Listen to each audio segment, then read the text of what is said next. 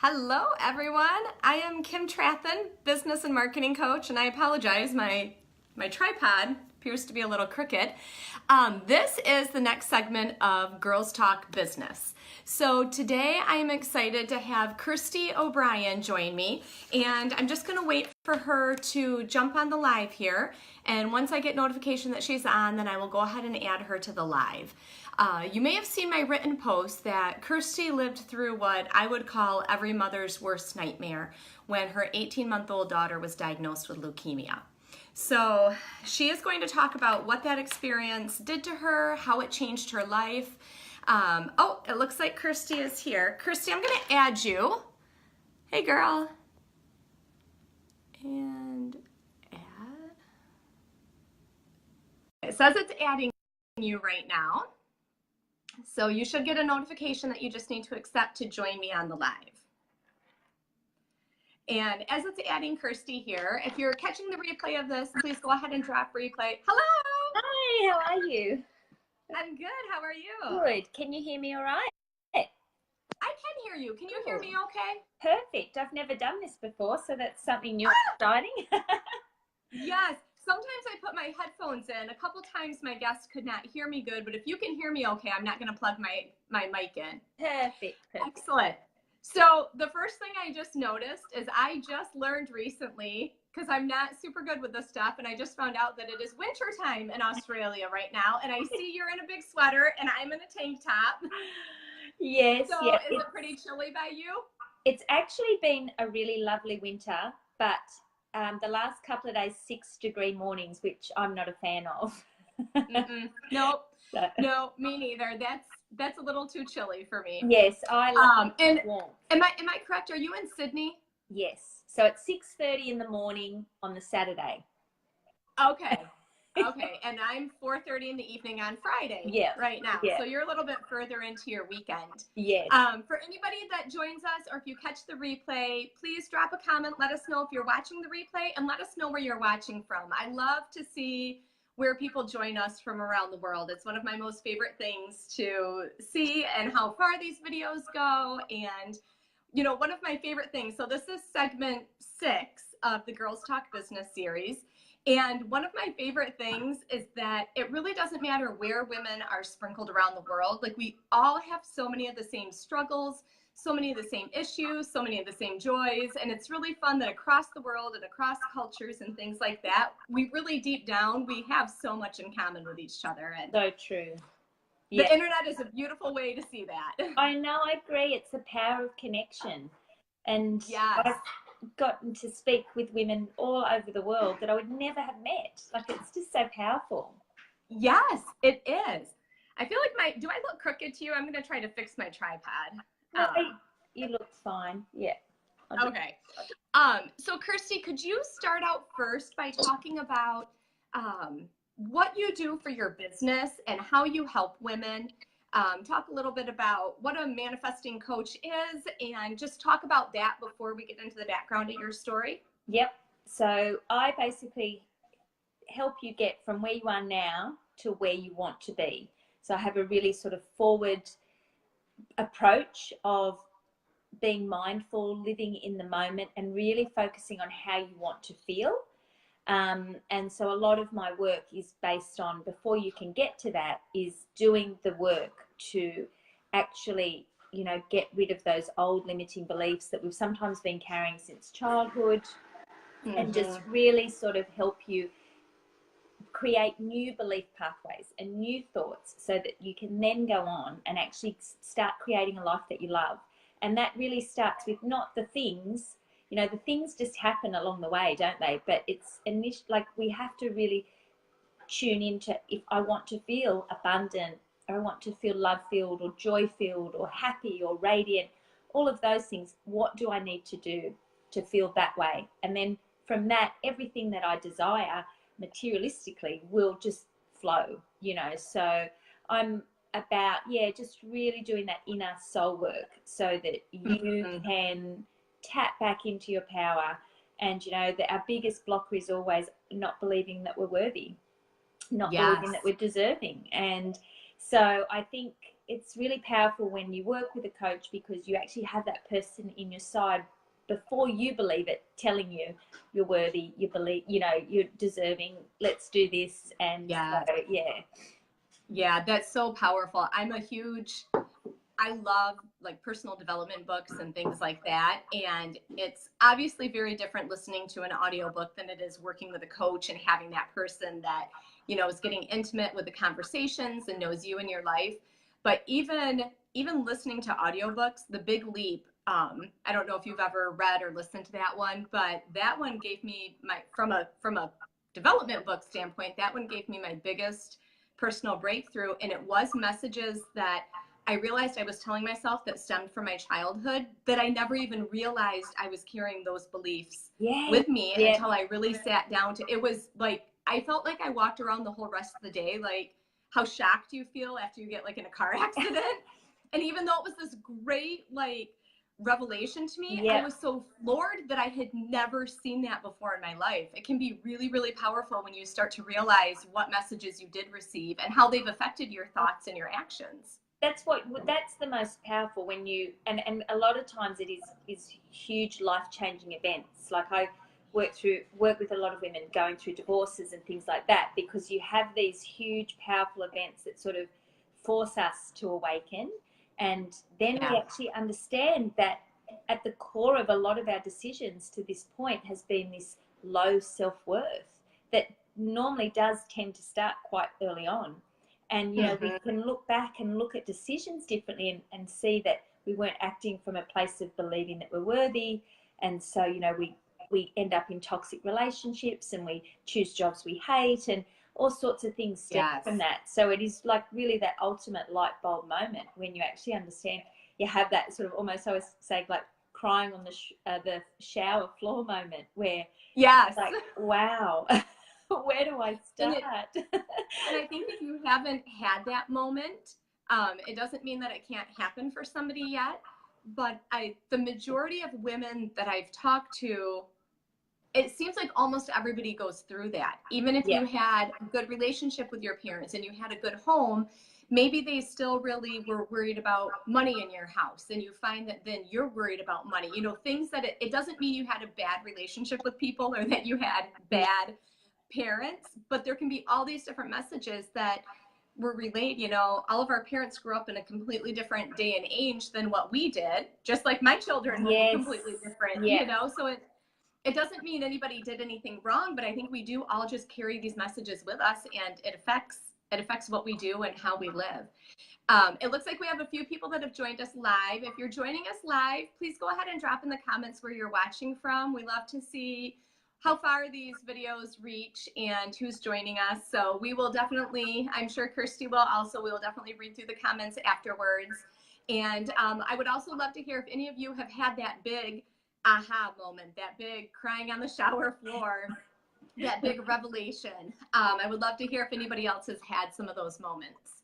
So Kirsty, if we can talk about the big defining moment in your life with your daughter, and if you can talk a little bit about that, share with us. And I really first, before you get into it, I just want to thank you for being willing to come on and talk about this.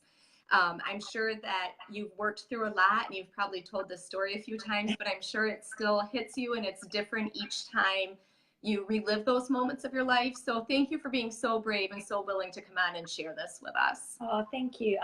I think at first I was quite resistant to sharing my story. And then I realized that the more I actually shared, the more it actually helped me to heal, because as long as I kept sort of running from it as well, that was not healthy either. So yeah, I'm very lucky. I have today 4 beautiful, healthy children that are all wonderful and thriving and happy. So that's the main thing. But in 2011, I had just separated from a marriage, and my youngest daughter was 18 months, and she just had it was just an out of the blue diagnosis of leukemia. She just woke up from a nap. She had not had any symptoms, and I took her up to the doctor, and next minute we were transferred to an emergency ward. And oh my gosh, within a sort of a 4-hour period, they had said, oh, we're 99% sure that she has leukemia. we're going to do, you know, a biopsy tomorrow. And they did that. And then the next after that, they started full blown chemotherapy. So Wow. that time at her, the cure rate was 95%, and everybody said, "You're so lucky. You have the best. She has the best type of cancer you can get," because apparently there is a best type. And we sort of went through that. It was 9 months of intense treatment, and I think that time we really just powered through. It was very structured. Our medical system here is just amazing. It's just so supportive, and they look after every little thing for you. And I was dealing with the divorce, which really took more of my energy. And so we just sort of got through, and right at the end of her intense treatment, where she went on to like more like at home stuff, my first love actually walked back into my life, and we just sort of had this amazing, beautiful love story, and we just picked up, and we just started to live our lives again, and everything. We just sort of thought, oh, this is amazing. And Andrew and I got married in Bali in 2013.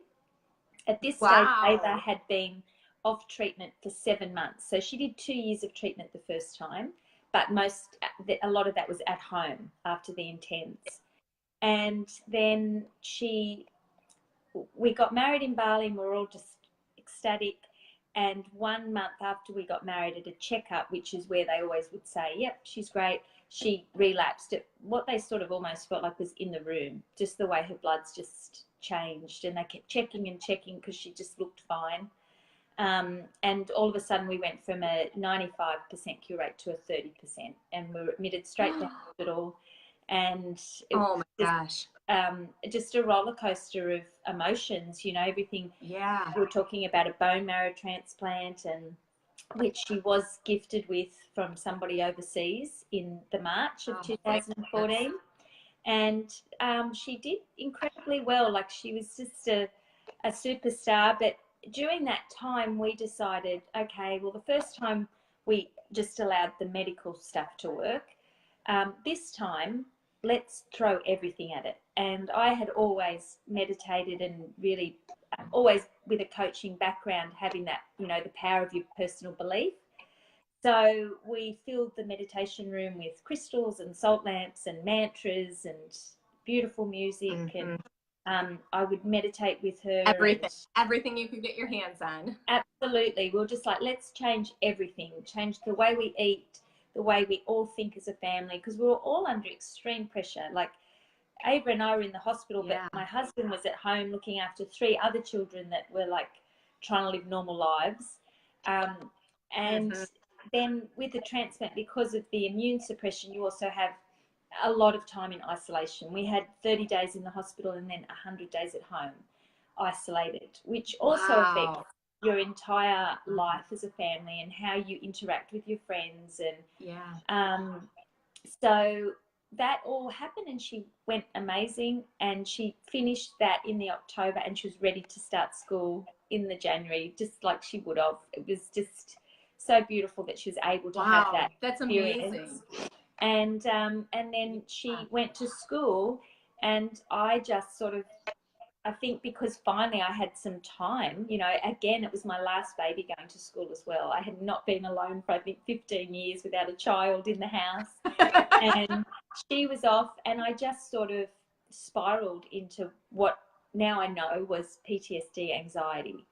And so the worst thing for me was, I was like, well, my life is great now. Why am I not coping? This is when I should be absolutely happy.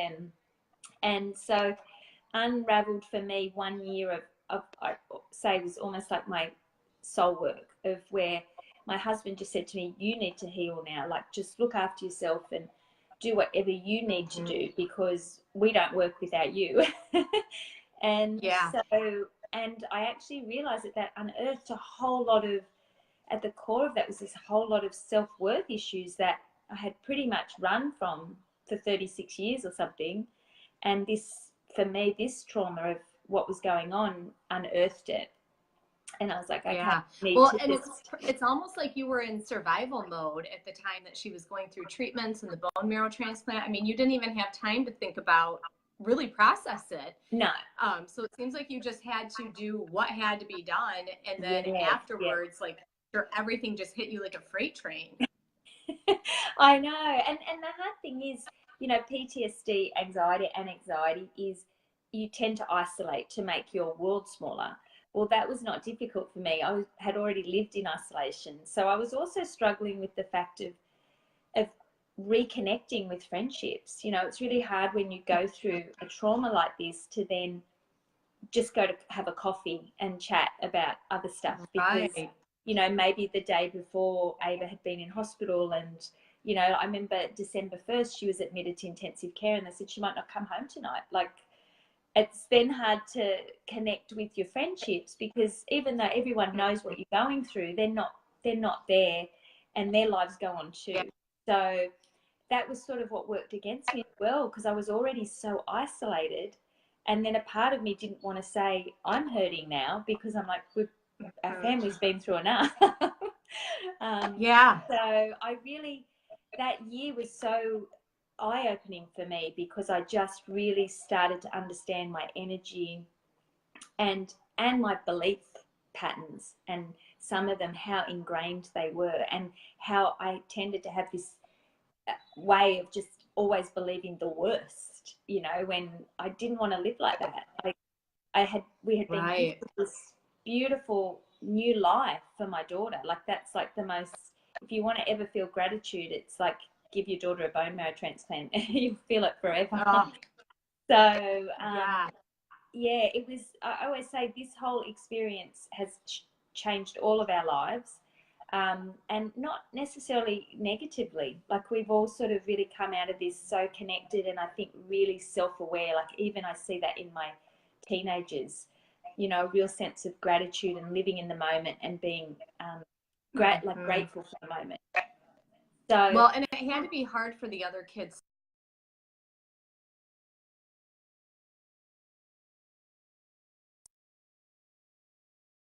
You hear me?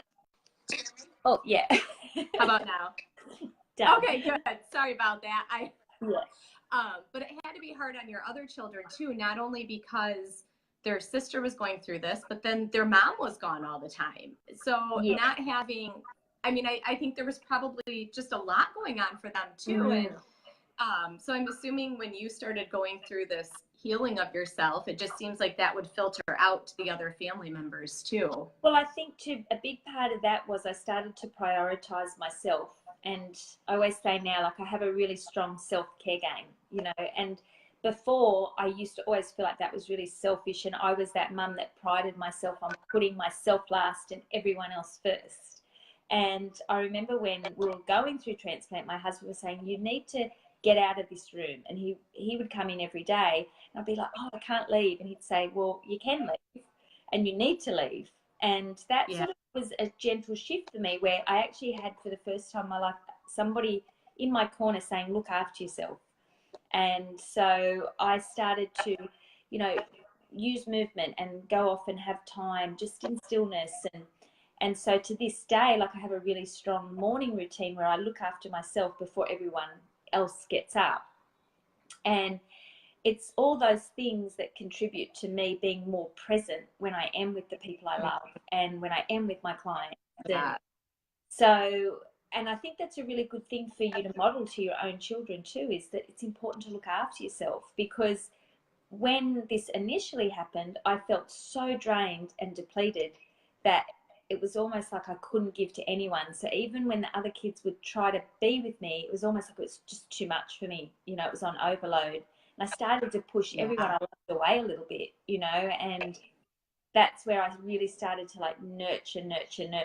And so things today like grounding and, you know, just having that time with my breath and in meditation, it's changed my life, because it's like it tops me up and then I just give to other people. Like, it's that instant. Yes, I love that.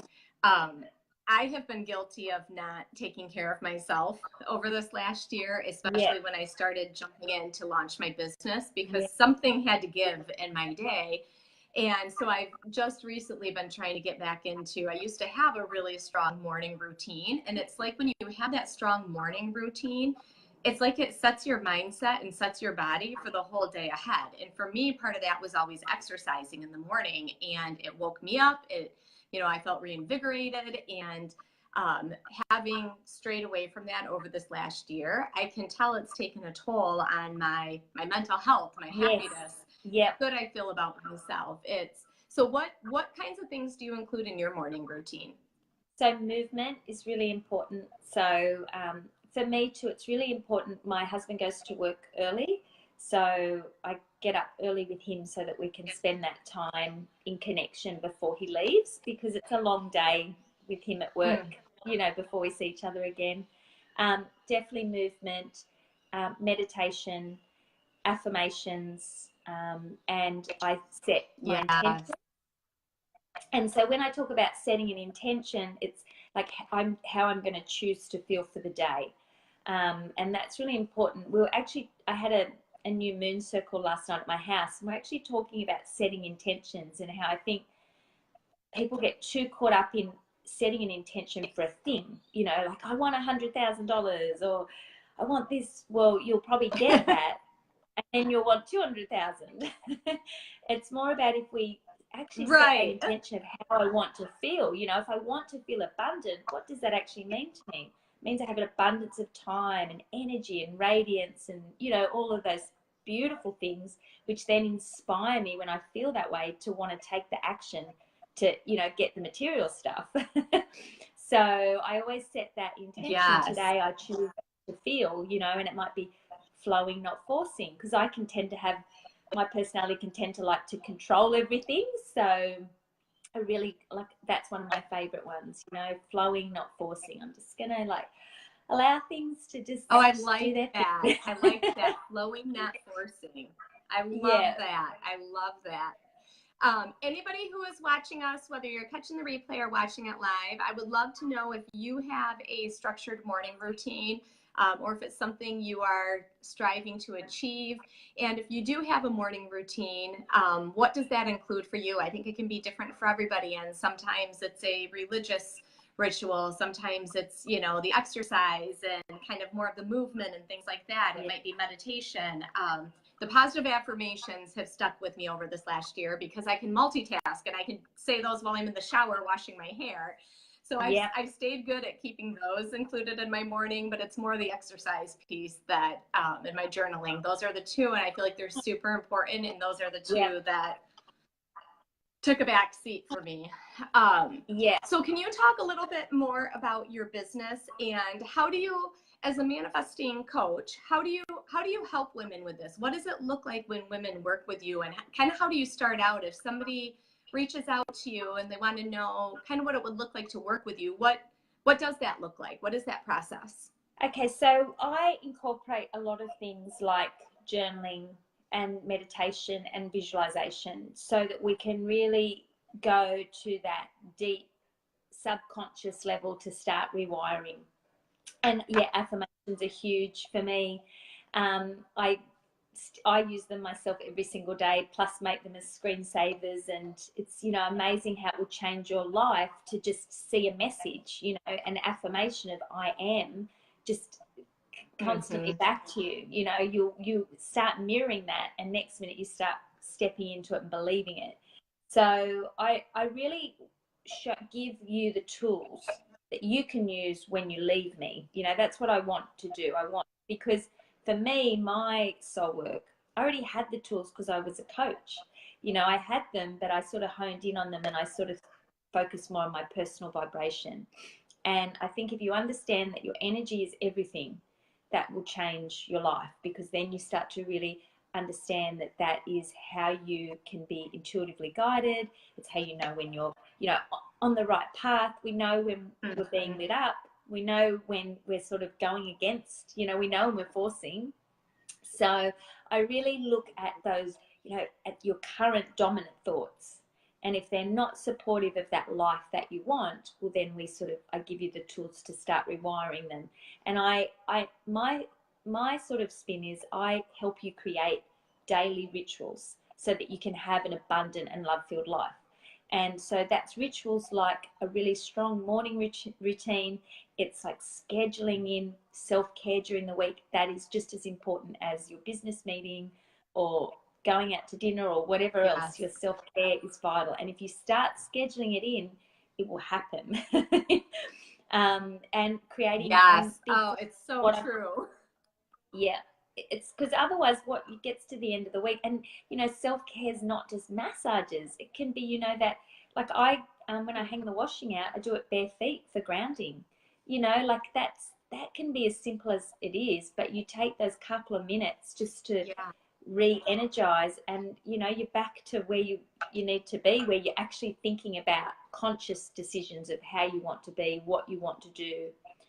So I'm really big on setting boundaries, nurturing your energy, making yourself a priority, and really taking that, like starting to understand, does this feel good?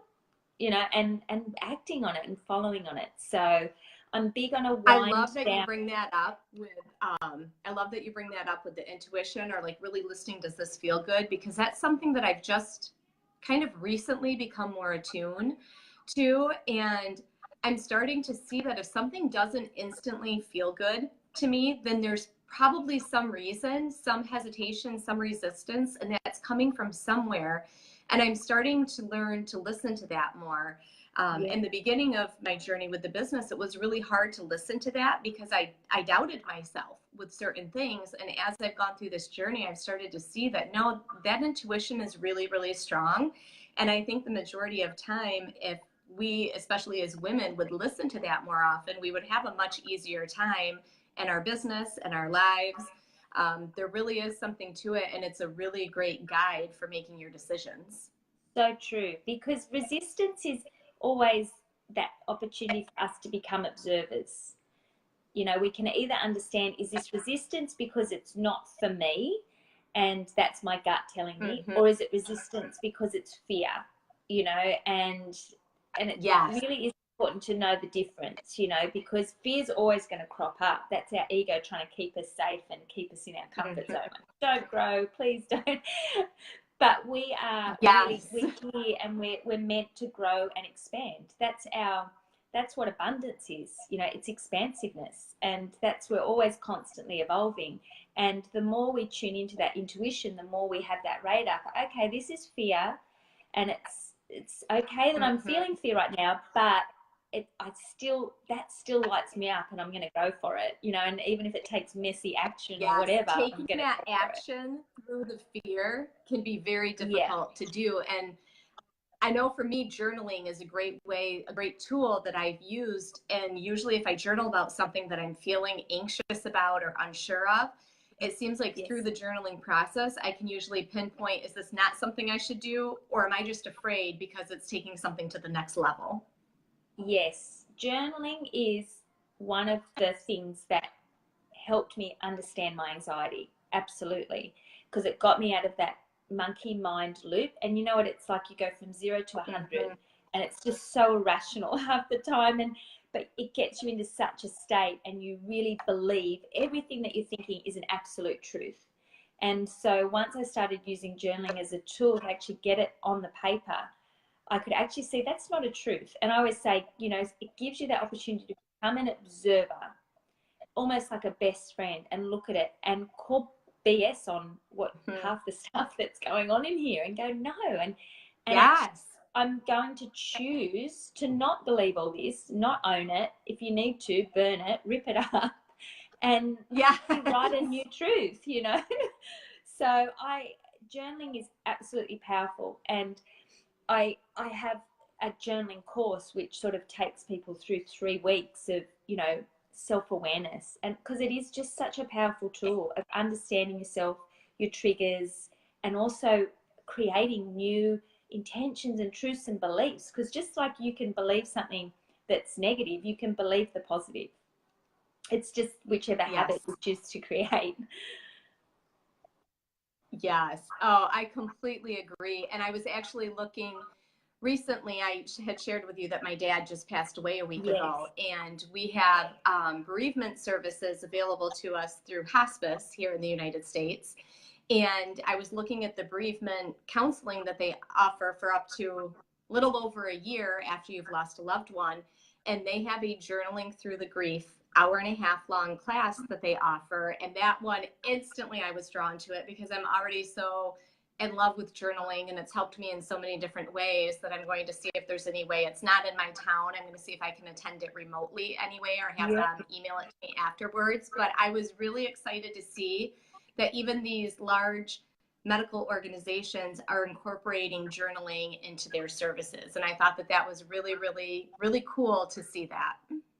Oh, I love that. And it's just so powerful because it really enables you to process everything and get it out. You know, that's the thing that we need to release, whether that's crying or writing, but release it, because the minute you release it, just like the minute you share through, you know, speaking your truth, you instantly feel lighter and more connected. You know, we're made to connect and understand ourselves. So yeah, journaling is such a powerful tool.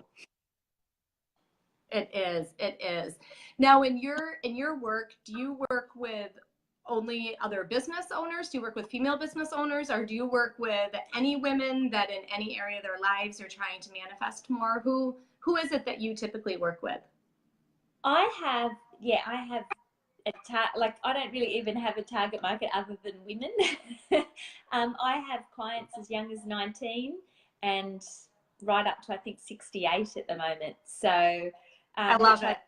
I just love, and I love that I really feel that with the rise of social media, the positive has been that people are really tuning into things like meditation and personal development in general. And so I love when I get the younger girls that want to come and, you know, work through their anxiety and actually not just let it take over their lives. So yeah, and I do, in the holidays, I do what I call Sister Circle, where I work with girls 11 to 14. And that's about, you know, empowering them to build self-confidence and tune into that intuition and sort of understand what a healthy friendship looks like and what being, you know, a friend is like. Because I think it's really hard for young girls to navigate everything that's changing.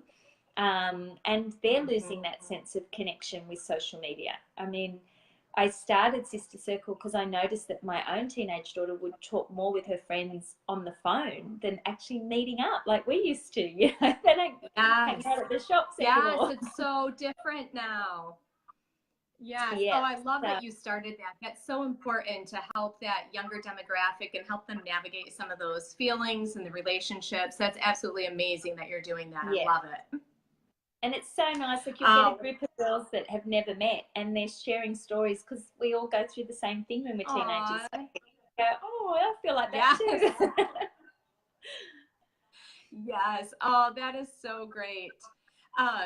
So to wrap up, I am going to share your social media links. They were in the graphic, but I will update the description of this video afterwards. And if anybody has been dealing with anxiety and stressors in their life and you're looking for somebody to help you kind of manage that and work through it in a really powerful, productive way to achieve the goals that you're looking to achieve in your life, I highly recommend that you reach out to Kirsty and at least just connect with her and find out, you know, if she may be able to help you with what you're dealing with. Is there any last messages you wanted to share with anybody that watched the video, Kirsty?